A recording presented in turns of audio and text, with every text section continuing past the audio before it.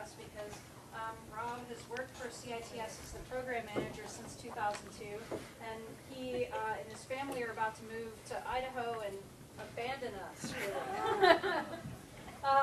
No, I'm just teasing, giving him a hard time.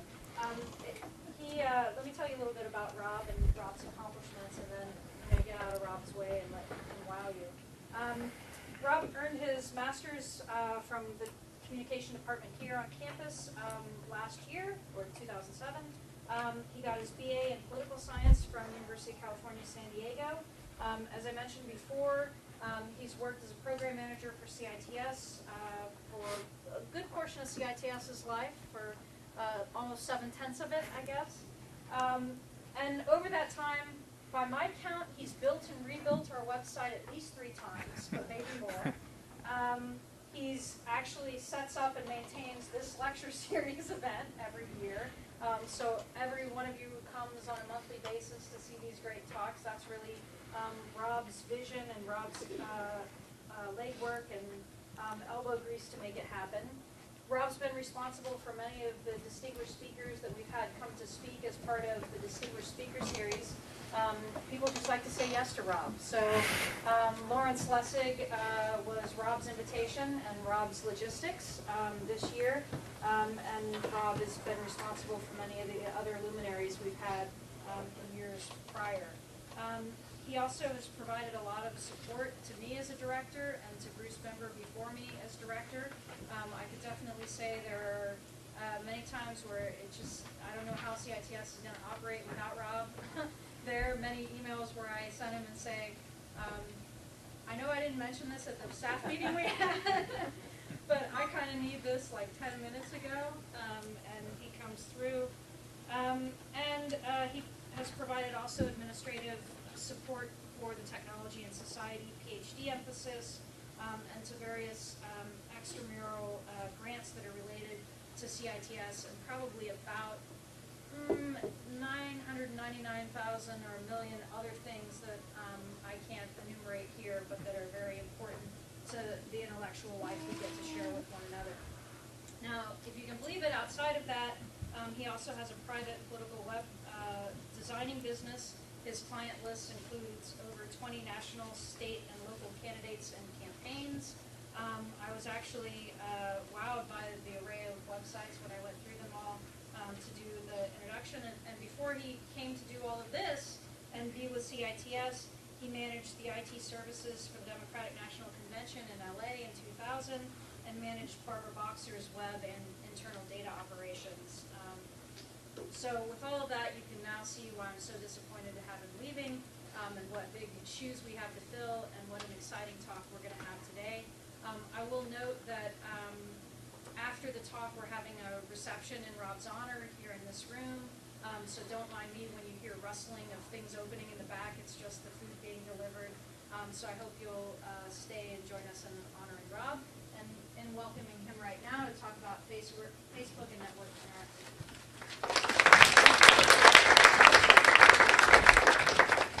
Thank you very much, Jen. It's very surreal to be standing up here because normally I'm behind the cameras back in the back, and for the course of the last X number of years, where we've done over 45 lectures in this room, it is bittersweet, as Jen mentioned. So I appreciate that nice introduction, and it's going to be hard moving to Idaho from Santa Barbara. Today I'm going to talk about the work that's derived from my master's thesis, and if given time, I might talk about a little bit of current work that I'm doing, again, with Facebook and political engagement, since as Jen mentioned, my history is in the political field. But before I move, generally people do the acknowledgements at the end. I want to just say thanks to people before. That helps me. I have 2 little kids, and so my memory is not as effective as it once used to be. So I want to first thank my master's thesis committee, Ron and Andrew and Bruce, who's not here, who decided that he'd like to go to Europe instead of listen to this talk again. Jen Earl, again, and CITS and its interconnectedness throughout campus. I just want to thank everybody who's who have been involved with at CITS because it's brought a lot to me. I mean, CITS when I first came to campus was just getting started, and I think that I like to think at least that I've grown with CITS in many ways. I especially like to thank the Technology and Education Research Initiative PIs who allowed me to use their data for my project. These are folks who are working on a project assessing the pedagogic implications of technology in classrooms that's funded by the Mellon Foundation. Particularly, I'd like to thank two RAs who were able to give me help me with the data, at least in grabbing it from their data, the larger data set. That's Alan Knight and Hangjen Zhang. So from here, let's talk a little bit about Facebook. This is going to be my rough outline. I'm going to talk a little bit about Facebook research and SNS, meaning social networking site research in general. Some things that have been done and some things that are currently being done, and to give you a just brief overview of that literature. I'll talk about the rationale for my study, how I came to kind of conceptualize it. Talk a little bit about interactivity because I talk a lot about and actually focus on interactivity because interactivity becomes my my dependent variable for those of you who are interested in variables. I talk a little about the correlates that I use as my independent variables, my hypotheses, the sample, method, results. And again, if we have time, I want to talk a little bit about Facebook and political engagement because it would be my future work. So Facebook, as most of you are familiar, I can see that there's a big chunk of comm undergrads here. So you're very familiar with Facebook. Some of you may not be familiar with Facebook, in which case you probably should come out of the cave that you're living in. Facebook defines itself, this is its mission description, and I wanted to highlight a couple things. This is its mission description in 2007. I wanted to highlight a couple things about this description. One, that it's a social utility.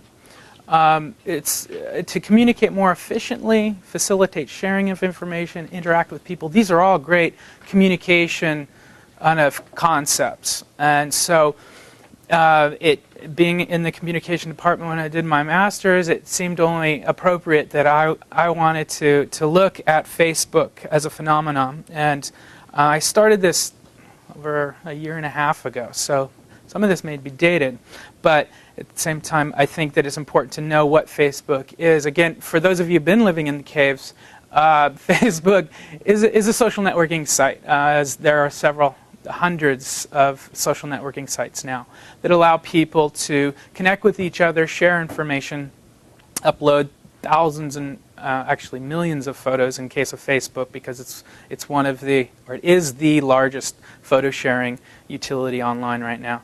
So so Facebook is a great phenomenon to study communication concepts, and that's what I wanted to do. But before, and that's what a lot of people have wanted to do actually. Right now, this is just my own breakup of categories of kind of general categories of research that scholars have looked at with regards to Facebook, self-presentation, social capital, network usage in general, and I'll explain a couple of these sites. Privacy, self-disclosure, and trust. That bottom one seems to be where there's a lot of attention. Obviously, if privacy grabs the popular attention of the media and has been studied, I think, in terms of Facebook, probably more so than any of these other categories. But self-presentation, for example, I mean, Walther et al., they wanted to find out whether or not the attractiveness of the photos of your friends on your wall and in your network actually prime you to have impressions about the person whose profile you're looking at. It's kind of an interesting study. Again, social capital, Ellison et al., they were looking at whether or not the people's offline networks translate to their online networks and how they build trust as a result. Social capital trust kind of is part of that. Network usage. This Golder study is really interesting because it's one of the most extensive kind of data collection studies that I've seen. I mean, they examined over 300 million Facebook messages and looked at Facebook messages across the whole network. They must have had an in with Facebook to get that data. And found some pretty interesting usage patterns, but they looked at the network pattern as a whole. They're actually computer scientists. And then again, as I mentioned, privacy, self-disclosure. Privacy became a headline with regards to Facebook two summers ago now, almost, when they introduced the mini feed. And the mini feed, as many of you know, was popping up on everybody's profile and showing others connected to you what you were doing on Facebook. You just broke up, or you added some photos, a nice kind of summary of your activity online, or at least in Facebook. More broadly, the social networking site research, again, kind of maps on to some those earlier categories that I talked about. But Facebook is only one of many social networking sites that are being studied right now. Friendster was one of the earlier social networking sites. Lunar Storm is more of like a blog social networking. MySpace, obviously, I'm familiar with. These again all have. There's a great a review done by Boyd and Ellison recently that goes through these general categories. The other category here, I think, is interesting because it's teasing out some of the independent variables that I've used in my study, and there are full-on studies now that are being published on race, religion, gender. National identity is an interesting one because Orkut and Cyworld are both social networking sites that are used extensively in Brazil in the case of Orkut, and Cyworld in South Korea. So those are some interesting studies. That site, if anybody wants it, I can send it to you. So given that there's all this excitement about social networking sites and the body of research and literature that exists, I kind of was presented with, well, what am I going to do? One of the things that I felt that was lacking, and I guess that's one of the things you try to do when you go about research. Where's the gap? I thought that the existing research at the time, a year and a half ago, kind of leapfrogged over just some really basic communication ideas. We're examining pretty complex concepts like identity, and I thought, that's pretty complex. Privacy, a complex issue.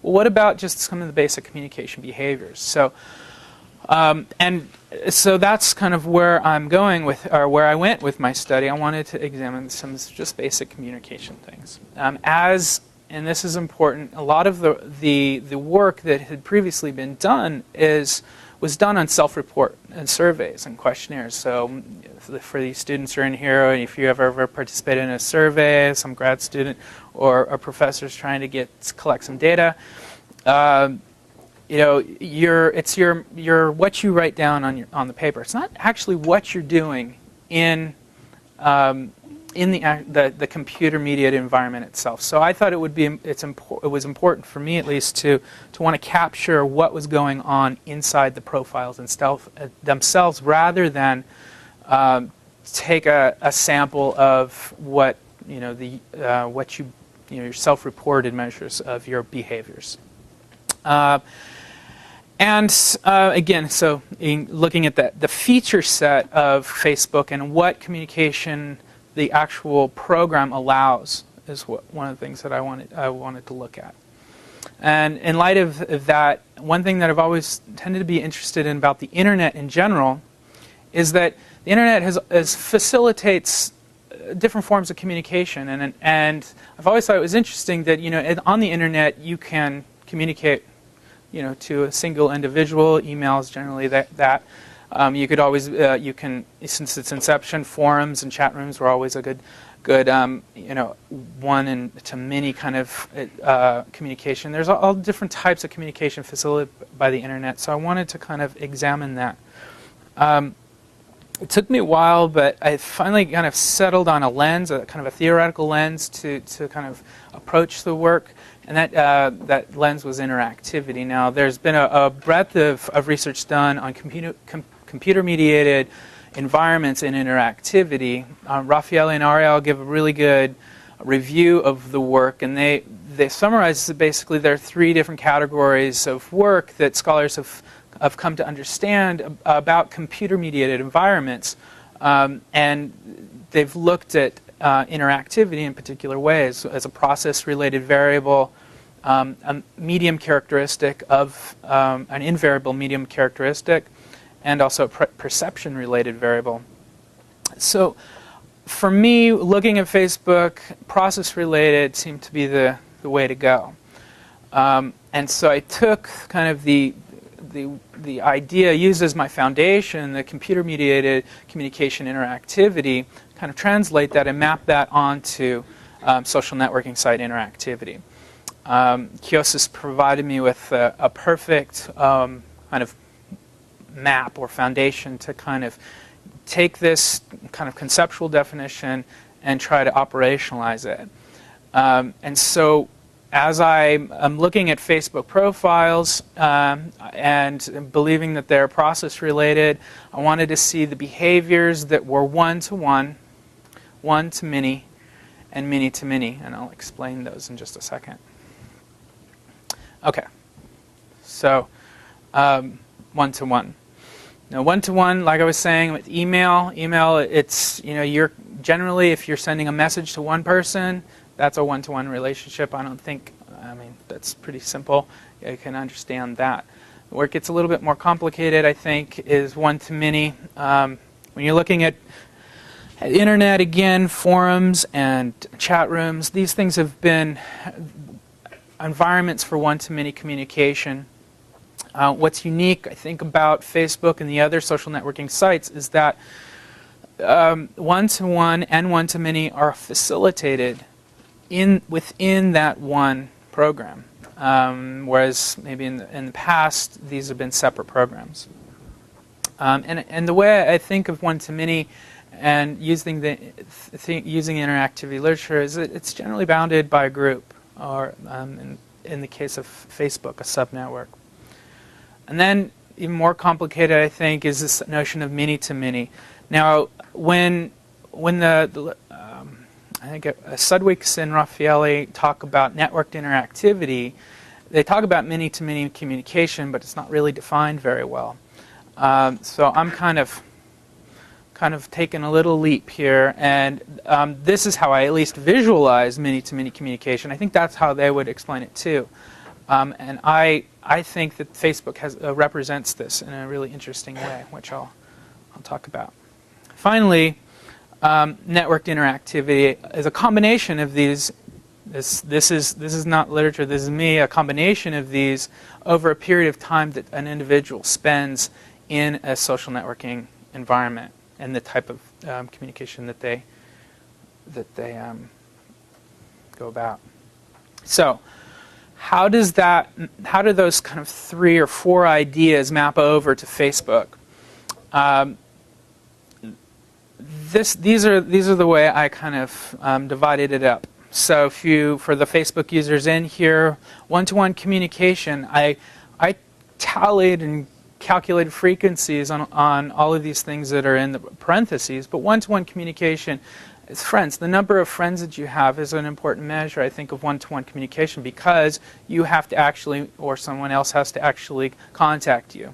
And you have to make that one-to-one connection. Networks, some of the networks connections, wall posts, conversational partners is, I think, one of the strongest measures, or one of the strongest parts of this measure, because what it does is it looks at the wall that all of your friends have posted on, and there's a section on the profile that's wall-to-wall communication. You can see it, and if you click on that, you can see a thread of a conversation that's actually taken place between 2 individuals. So knowing that even though someone may have 500 friends, that in their wall they're only talking to be 10 of those is an important part. So I think, again, one-to-one, one-to-many. is more of a group-oriented measure. It looks exactly at the groups that you've joined, the number of photos that you've uploaded and shared with your friends, the number of events you've posted and invited people to, the number of notes that you've shared, and so on and so forth. Many-to-many activities, I'm going to just demonstrate this in a second, but this measure of many-to-many is an interesting one because again, as I was explaining before, that networked image, Facebook does something, oops, let me just grab a hold of, okay. So Facebook does something very interesting as an interface, at an interface level. When I collected the data for the Facebook, think a year and a half ago, there weren't a lot of the applications that currently exist on Facebook. So I was working specifically with kind of the templated information that Facebook provided.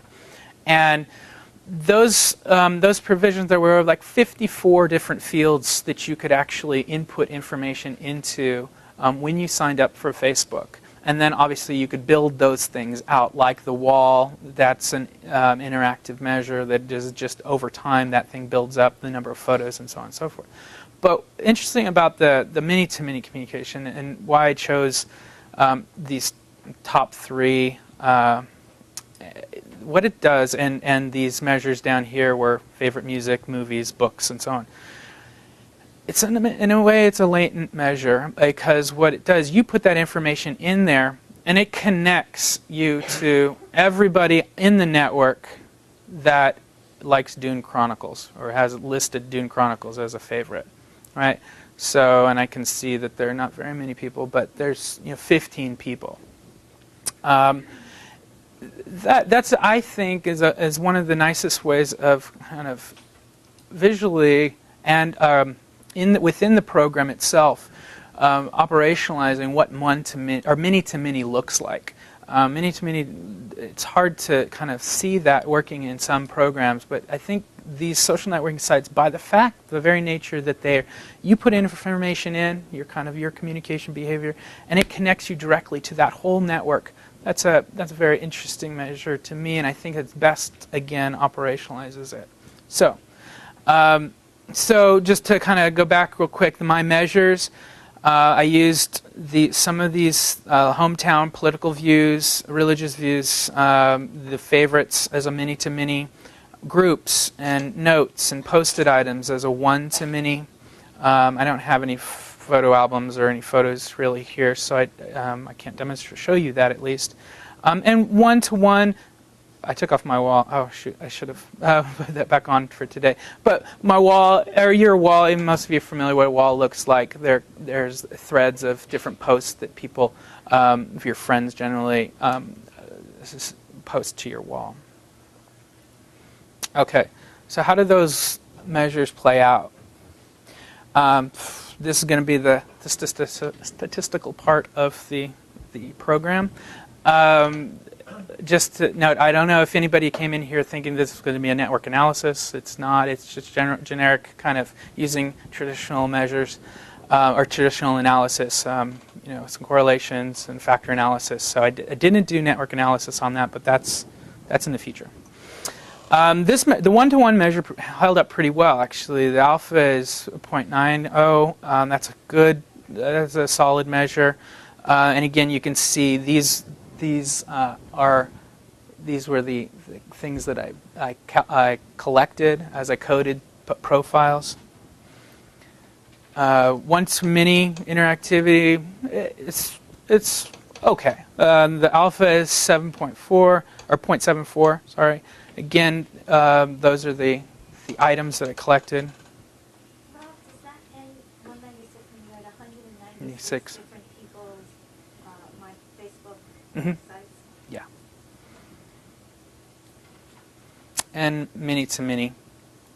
I probably should have put the sample in front of this, but I'll explain the sample in just a second. And more importantly, I wanted to show you what those measures, those items that I collected to create the measures. And the alpha for many-to-many was 0.76. So they all held up pretty well. One-to-one probably best. So just to go back one step, one-to-one, one-to-many, many-to-many, and networked interactivity. Now, networked interactivity is a combination of those three, again, divided by the time that someone spends in interacting inside this social networking environment. Those are all my dependent variables. So for folks who want to know what my dependent variables were, that's what I was going to look at. And I was very fortunate again to have a good sample or a data set to work from that had some very interesting independent variables, specifically academic achievement.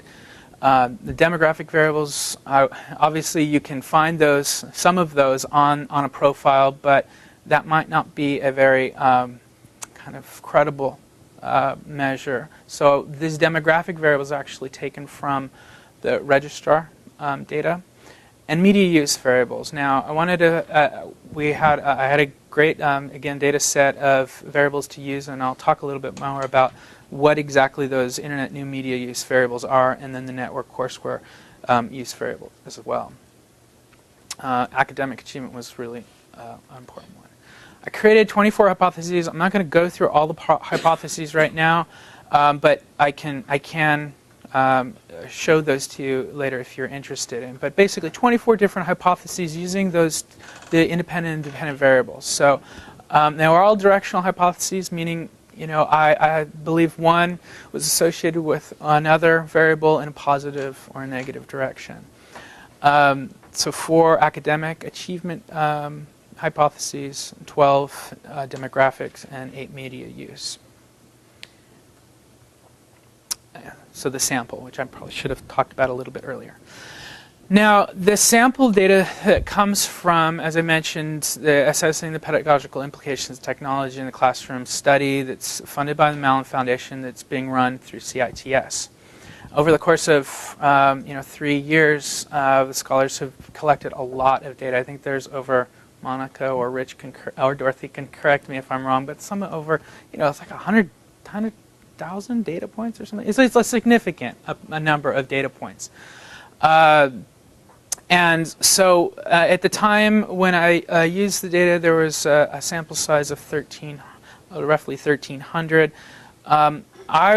Because I wanted to use the Moodle data as a measure, I kind of I limited the number of my N to roughly 348 because these 348 were random assigned to using the Moodle technology in course rooms.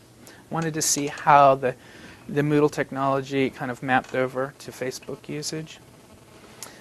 And to just explain the sample a little bit more, the data came from, my independent variable data came from self-report pre-questionnaires, official registrar data, and then again the logs of how students in classes across campus used Moodle over the course of a quarter.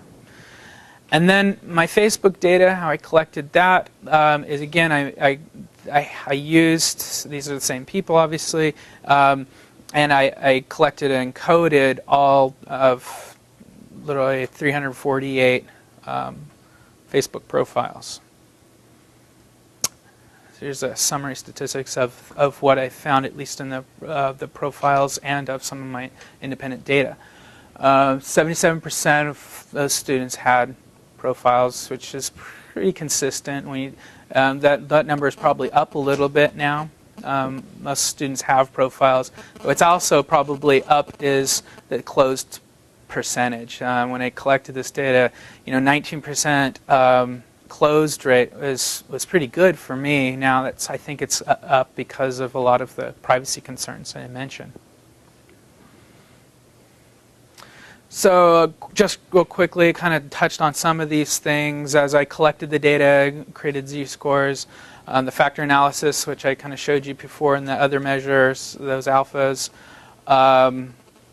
What's important here? What's important here is I ran bivariate correlations on the independent variables and some independent sample t-tests on gender or race. What did I find? So quickly, I found 10 positive correlations. So for one-to-one, we were talking about individual talking to individual, the cumulative GPA seemed to be, well, it was significant.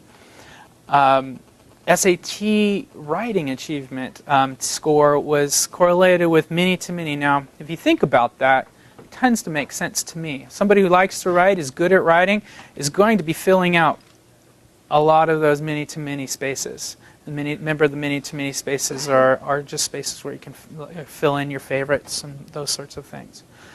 Demographics, gender or sex seem to really play well for the females. There are significant correlations across the board with networked interactivity, one-to-one, one-to-many, and many-to-many. So in general, we could say that the female students are communicating a lot more than the male students across each of those different categories of communication that I explained.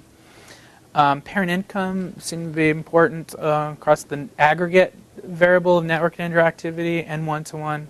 Mother's education, instant messaging makes a lot of sense for one-to-one, being correlated with one-to-one. I mean, instant messaging actually kind of is incorporated within Facebook now. At the time it wasn't. So those are very similar. Those are the values. It's again looking at all the correlations I did. The 5 one-to-one correlations seem to stand out. Cumulative GPA, again, female, mother's level of education, parent income, and instant messaging. Some of those are weak correlations, but they were significant nonetheless. Interestingly enough, I had a number of negative correlations as well. Cumulative SAT, that seems to kind of fly in the face of that earlier positive finding, but I explained that out as maybe being a pre-college effect. Math seemed to be another interesting variable that was correlated. Math seemed to come up more and more so. And gaming, again, negative. As people spent more time gaming, they were doing less of this interaction in Facebook. Interesting. These are some of the values. And again, in this category, or for the negative relationships, one-to-many. It seems like those things that you can do communicate in a one-to-many way. As you're doing more of those, you're doing less of those as some of these other variables pop up. Again, gaming is really a big thing. Big one. And again, I didn't show you go through all my hypotheses, but the way I have tried to figure out whether or not my hypotheses were supported or not. I didn't find a lot of support I found some mixed support for my hypotheses. Again, sex seemed to be the big thing, the negative majority in internet and media use, and some mixed findings with regards to academic achievement. Surprisingly enough, with regards to the networked and courseware use, the more people used that. Well, I'll just say that Facebook usage and Moodle usage, they weren't correlated at all. It surprised me. I thought that you would see the folks that used or students that used Facebook more would potentially use Moodle courseware more. That didn't seem to be the case. What was the SE background? Oh, socioeconomic background. So some of these measures were like the mother's education, mother's and father's education level, parent income. So, real quickly here, just kind of a big picture effects from the relationships. Really, what I thought was interesting is the relationships that I wanted to examine in this study, and I found that in terms of the relationships, gender again or sex matters. Gaming was a really interesting finding, I think. A lot of the students who reported that they spent a significant amount of time either in playing games just by themselves, or interestingly enough, playing games in a group or online in a group were showing smaller kind of Facebook interactivity levels. And that kind of struck me as odd because I thought, well, in particular, one-to-many, where you're working in a group or you're communicating in a group, you would see that maybe those folks that are spending more time in online games and as in group gaming, that you would see those levels can be comparable, but it wasn't in fact the case. And the way I explain it is kind of displacement, the idea of displacement. As students are spending more time either in games, they're going to be spending less time actually with their Facebook and Facebook profiles. Math, again, is the higher you achieve in math, tended to be, what I found is that the less you're actually active in Facebook, the less you're active across most levels in one-to-one, one-to-many, and many-to-many kind of in the aggregated measures of Facebook interactivity. I thought, well, maybe that was because of the sample, and so I did do a test to see whether or not math, the sample had a high number of math users. It was the case that we did have a high number of students who were in math-oriented majors. But that didn't have any relationship to whether they had a profile on Facebook or not. So let's see. So in the end, just really conclude, I guess, saying that one-to-one seems to be a real kind of the most frequent form of communication, continues to be, and both negative and positive way in Facebook. You find that people, regardless of whether or not the interface allows you to use all these other forms of communication, one-to-one still seems to stick out the most.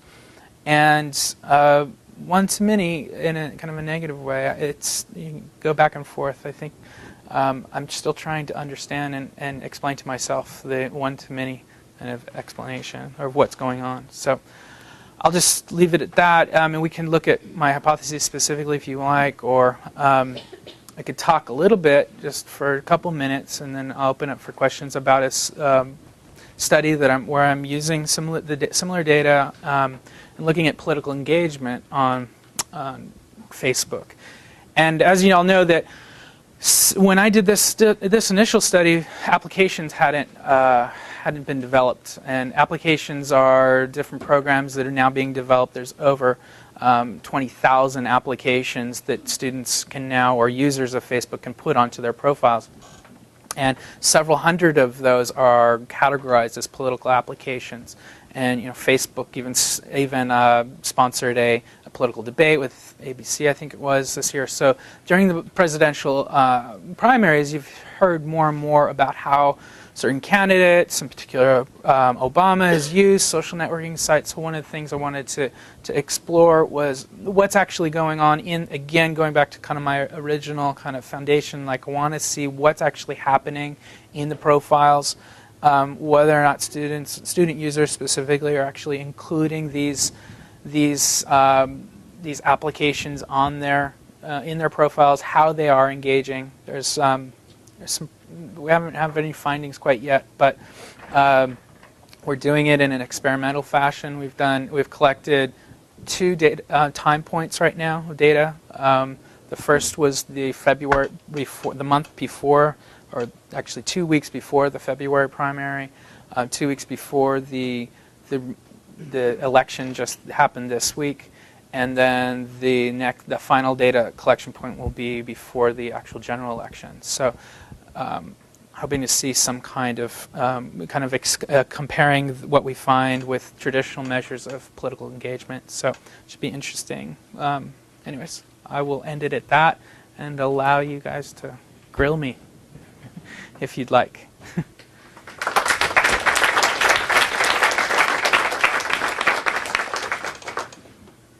Any questions? Rich. Hi. First, I'll say we'll miss you. Thank you. So I'm curious about the major research results that you Oh, have yeah. at the end. Do you have explanations for what you're calling the sex effect, gaming effect, math effect? there a theoretical reason? Kind of a theoretical. Well, what you find with, at least in social networking site literature, is, and some of the research that the Pew has done on MySpace and some of the other social networking sites, is that really gender does play effect, or sex does play effect. There's no specific tie between networked interactivity or interactivity and gender that I found, but with regards to social networking, definitely females do communicate more often. They use the sites more frequently. The variation in communication is again much higher. So, gaming, I have no idea. Again, I think that was my explanation in the thesis, is this displacement there, and why again it's just there's so much, again, only so much time during the day that you can be online, and entertainment, the entertainment value of gaming probably is higher in some of those results than the entertainment value of Facebook, perhaps. Men do more gaming? Do men do more gaming? Did I do that? I don't think I did that, but that's a good point. Yeah. Again, if you want to explain it that way, I guess I thought one of the reasons for the math effect would be that focused more. There's more of a focus, and those again, that's why I was looking. I looked at the majors that had higher math content, and thinking maybe that the those folks that were had the computer science majors. That's an observational kind of comment I can make. Computer scientists in general don't usually use their tools, right? So as much as you'd probably like them to, and so you don't see as much activity. So I'll speak directly to that. Like the computer science majors, you don't see in general the amount of activity that you would see in other majors and profiles. Alan. I'm thinking about a student of mine who, when I asked him to create a bio for the course site, said, "Oh man, not again! I just deleted my Facebook." Has anyone done longitudinal research to track variations in one's engagement with Facebook? Not that I know of, but that was one of the reasons why I wanted to look at kind of the political engagement over a course of time. I think that's given the time and opportunity, that would be an excellent study. Because one of the things I think you see, just again in my experience, would be there are changes in whether the profile is open and closed, and maybe some of the students could speak to this specifically, but I think that there are times when you see a profile that's closed and then 2 weeks later it's open again, and then you go, well, if you closed it, what's going on there? I'm sure there's an explanation. There could be a number of explanations. I think those maybe with regards to the closed and open profiles, privacy issues. But no one that I know of has, or at least in the literature so far, has done it over time. Again, we're talking Facebook is still relatively new, and a lot of these phenomena are still relatively new. In the 2004 was when it was came out into the public sphere. So, hi, Miriam. I think part of this is that these things change, and it would be interesting to even just look at the relationships that you found to see if they still hold up. So, for example, some of the math effect might be a function of sort of how students prefer to interact within certain subcultures, if you will, on campus. So, what their friends are doing is probably going to influence what they're doing. If their friends are or are not on Facebook, they probably will or will not be on Facebook. Yeah. Although I do think that sex probably accounts for both, at least part of the gaming and the math effect. Yeah. That also could change over time. It seems to me that that Facebook every year just gets more and more accepted as sort of the way that you communicate with your friends, and maybe if females more actively involved, that's going to pull the males in over time. So I think that this over time look at it is really important, and that we can't. This is interesting, but I wonder over time If it holdups. Yeah, one thing that I will say about the math effects and those majors with more math involved, so to speak, is that one thing that I did notice is their network size in general is smaller. Don't know, but that kind of goes to what you're saying. Is like they're not interacting as much. You see the folks that with networks the size of in the realm of 300 to 400 people, they're obviously spending more time in the environment making connections, and so those are generally the non-math majors. It might be interesting if you had the data, which you probably could not get, when using as a control variable when people join Facebook network. Well, yeah. Though that was the one thing that I really wanted to gather, and when I started gathering the data, the been a Facebook user since was on the profile. Then, in the process of collecting the data, they took that off the profiles, and I was like, "Wait, no!" So my measure of networked interactivity, where I kind of aggregate all of those, the way in which the time factor that I used was I went back to their very first blog, or not blog post, but the wall post, and I used that as a measure from that date to the date that the data was collected, as kind of an indicator of how long they've actually been interacting online, and that's incorporated in my networked interactivity measure.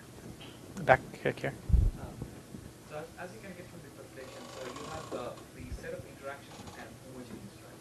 I mean, there's no distinction between two different kinds of interactions, other than if they're one-to-one or one-to-many or many-to-many. Well, the distinction takes place in the feature set itself. So depending upon what action a user is actually taking inside the profile, that's where the distinction is made. So, and how I measured it, and that's how I measured it. So again, a series of items were one-to-one actions. Among the pool of one-to-one interactions, Yeah. my question is, would it be, is there a notion of associating weights to each of these interactions? For example, a message would say, "Hi, how are you doing today?" As against, "Hey there, can we meet up for this online car race?" So these are. Yeah, the different kind of degrees of one-to-one communication. Yeah, definitely. I didn't do that, but there is. I think there is value. Definitely, there's value to doing something like that because some would argue that the number of friends you have in Facebook is really not a good indicator of kind of your friendship network in general in offline world. And you can easily collect 300 friends in Facebook. It may be that you actually have a percentage of those who are actually real friends. But so that whole idea of what's a friend, what's a real friend and a friend. And so there are degrees, I think, in these actions, and I could definitely, there's value of looking at that stuff. Did you have a question there, Richard? Yeah, I was just wondering if you had any indication how big Facebook was going to get in the last year and a half. Well, so when I collected the data, Facebook was in the realm of 15 million. Now it's up in 70 million range. So it's grown very large even in a year and a half period. And they say actually that 70 million population that Facebook that's the number that the company talks about is actually they say that it's those are the percentage of people that are coming back within the last 30 days. So those are they're 70 million active users is how they call it. Pretty big population. Anything else? What do you think about advertising on Facebook? Do you think it's a more effective way for companies to get in touch with marketers? Loaded question, maybe. I think there's been this debate, and actually Facebook got nailed for it recently when they had their, I forget what they called it. It was a kind of an invasive use of Facebook data to sell that data to advertisers so that they knew it was really micro level kind of advertising data, so that they could scan your interests or the activities you do, and supposedly that mapped onto whatever kind of advertising they were showing in your Facebook profile. Personally, I don't know if I have a personal opinion one way or the other. I think that comes with the territory, really. Remember, a lot of this information, when you're on Facebook and you're putting down all of the information in your life, and there's a lot. I mean, in the profiles that I had gone through, the wall data, there's so much personal that's public in that data. So, I don't know where I come down on the advertising thing, but it's definitely being used, and Facebook is being challenged when they're using that for invasive kind of usages. Larry? Given your background as a political consultant, would you recommend to a political candidate that they advertise on Facebook? Well, that's to be seen in the numbers. I mean, I really don't know whether Facebook is effective yet. I mean, you would think, just by the media attention it's gathered, and again, Facebook being a sponsor of a national debate, you think, wow, this has got to have an effect. If it's done if it's done well, I think it could. But again, whether or not, you'd probably be better asking the students in the room whether or not it would be effective for them to draw their attention to do some of these political kind of, actually engage politically. Don't know. Sure. I had a question about the example you used with the many-to-many interaction. Yeah, yeah. You cited you're using checking like Dune Chronicles. I don't know if Facebook searches a full phrase. I think it breaks the word down, so you would end up finding like Dune, like different levels. So it's like categorically matching each word as opposed to searching the phrase. Yeah. And I was wondering whether that sort of categorical linking is really the same interaction that you would have as opposed to, say, like MySpace. If somebody was to say, put like a big picture of Dune Chronicles, and that's going to sort of connote to the people who are interacting and seeing that at a many-to-many level that your sort of interest is being communicated differently than, say, just categorically being matched up Dune Chronicles, here's a search for those. Okay, so the way that I thought of many-to-many communication, maybe this will help in explaining that, is that it again is a latent form of communication. You can't really communicate many-to-many all at once. There'd be too much noise. I mean, we couldn't all talk to each other right now, and get anything out of it, I think. So the closest measurement of that in Facebook are the categorical links. And yeah, they do parse and they find the best fit for those many-to-many. But the way I see it is that those links, what they do is they do something that's very unique in that they do connect you, almost literally to everyone else who has that same kind of item or that same type of kind of information in their profile, and that's unique in the social networking environment. There's very few other environments where you can actually communicate that way, I think. So, yeah, the measure's not perfect, I don't think, but it's pretty close. It's the closest thing so far that I can see to many communication. Let's do one last question. Okay. Go ahead, Miriam. I already asked one, so No? I'm just curious, as far as sort of the big picture of, you've broken this out into one-to-one, one-to-many, many-to-many, but you didn't really give us an overview of, and maybe you ran these data, of sort of to what degree is Facebook being used for one-to-one versus one-to-many versus many-to-many, and then thinking about kind of this idea of how Facebook has changed and morphed and continues to all the time, thinking about the applications, and those seem to be more geared, in my extremely limited Facebook usage, they seem to be geared in some ways possibly to less one-to-one and more of that one-to-many or many-to-many. So do you have from your data any big picture? The big picture from my data is that one-to-one is more frequent. One-to-many is a close second. actually a very close second, many-to-many less is kind of falls in the third kind of category. What I would just comment on what you said, and I agree that the one-to-many feature is probably it's kind of the most malleable, in that one-to-many, I mean, Facebook itself is a kind of again, going back to how Facebook describes itself, is a sharing utility. It should communicate and share your information. The fact that, photos it's the #1 photo sharing utility. I mean, most of the information that users put in their profiles is shared with an bounded group generally. It's not usually shared with the whole network.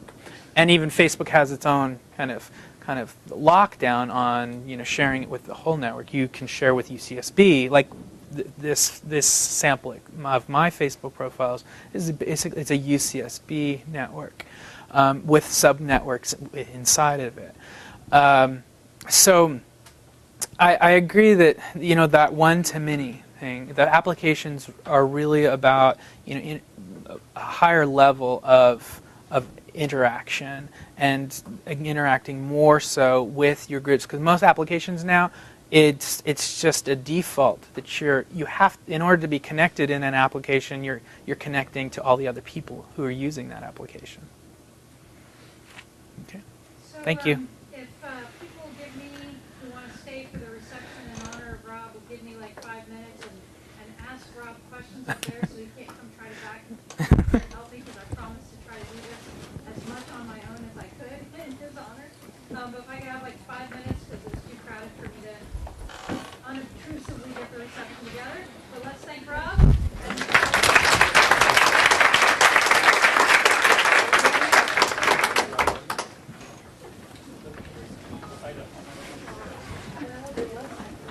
Hi.